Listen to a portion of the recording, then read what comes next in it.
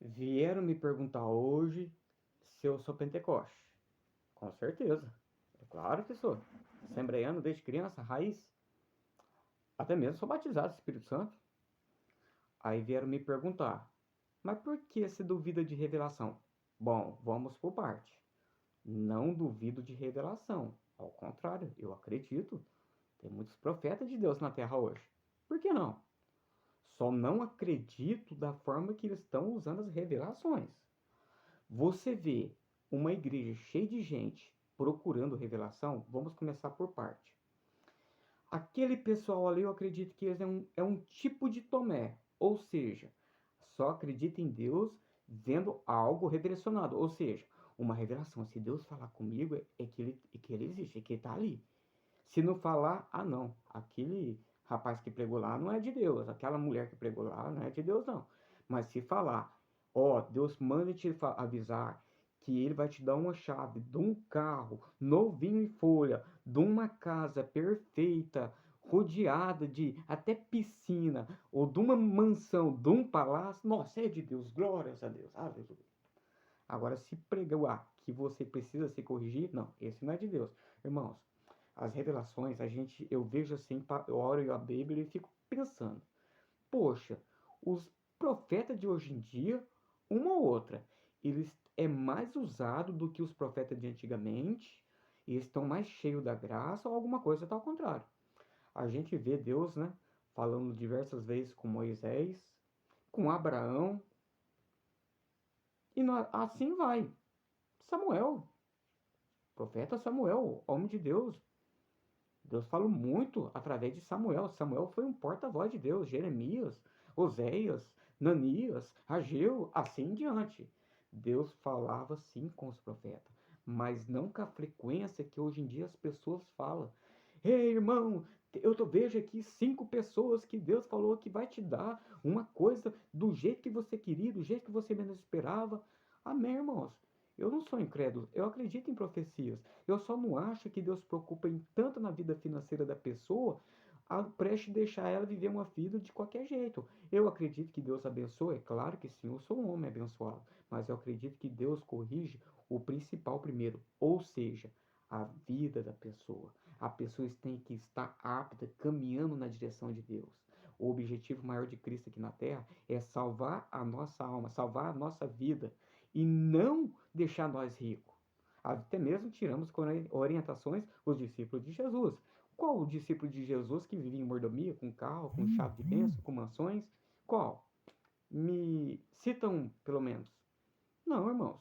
Ao contrário, eles eram perseguidos, sofriam aflições, morreram, decapitado, crucificado, de ponta cabeça, jogado, né, em óleo fervendo, igual João, porém, né, não morreu. Nós vê barbaridades, decapitados, mas mesmo assim eles procuravam o evangelho. Nós não vê revelações igual de hoje em dia, só revelações que ergue o ego do homem, deixa ele se sentindo todo emotivo. Nossa, Deus não esqueceu de mim, é maravilhoso. Não, Deus não esqueceu de você. Por isso que ele quer que você se corrija e conserte diante a presença dele.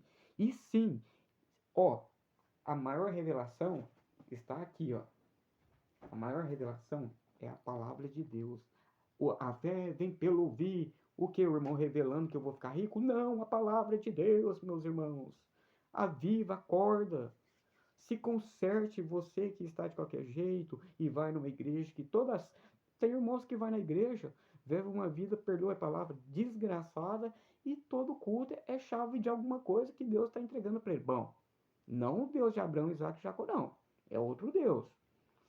Tem vezes que eu fico pensando, falo, meu Deus, será que nas igrejas hoje em dia eles vão pregar as que se dizem evangélicas? Não todas, pelo amor de Deus, eu sou evangélico, sou frequente, mas a grande maioria a gente vê. Será que o Deus que está lá não é o Deus de Abraão, Isaac e Jacó, não? Porque ele preocupa tanto da vida financeira do irmão e deixando o irmão morrer espiritualmente, cada dia mais caminhando para morte, ou seja, para o inferno.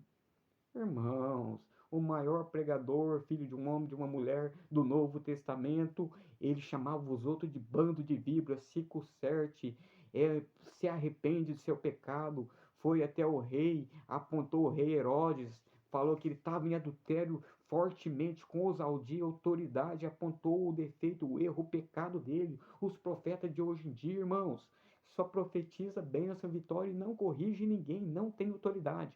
Uma certa vez eu vi um profeta falando assim, que o profeta tem que saber conversar com as pessoas. É isso mesmo, tem que saber conversar com as pessoas, não pode chegar entregando o que Deus manda, não. Se Deus falar assim, corrija a igreja, não apontar o erro da pessoa diretamente, mas prego a ela, nem se for separado em algum lugar da igreja, fala para ela se consertar.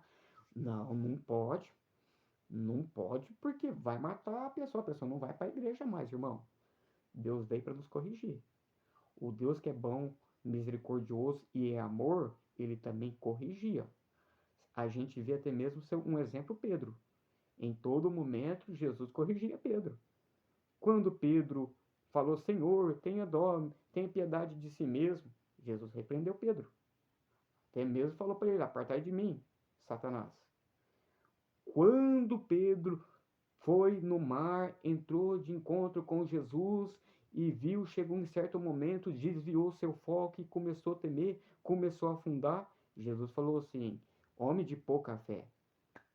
Jesus corrigiu ele outra vez. Quando Pedro, Jesus sendo carregado com os soldados romanos, Pedro desembanha sua espada, arranca a orelha de Malco, o soldado romano. Jesus fez o quê? Corrigiu Pedro e novamente, né, colocou a orelha no lugar do soldado romano, porque Jesus é misericordioso. Irmãos, Jesus corrigia seus discípulos, Jesus corrigia os filisteus, Jesus corrigia todos.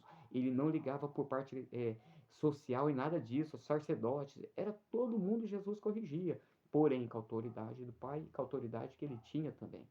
E ele falou que nós também faríamos coisas até maiores do que ele fez, porém no nome dele. Hoje em dia o pessoal tem medo de pregar a verdade. O pecado parece que não é pecado mais. Não sei, a Bíblia minha está errada. Porque nós não vê pregando pecado, nós não vê pregando, né, para o pessoal se arrepender, que a salvação é o principal foco de um cristão. Tem hora que eu penso, será que o foco do cristão hoje é mansão, chave de bênção, chave de tudo, menos a chave que nos dará direito de entrar na glória eterna? Irmãos, enquanto nós estamos aqui, nós tem tempo. Vai chegar o grande dia, vai chegar a nossa hora, que tudo que nós poderia fazer, nós fez. O que nós não fez, não vai ter como fazer mais. Medite nessa palavra que Deus vai falar mais profundo com você. Amém? Que Deus te abençoe.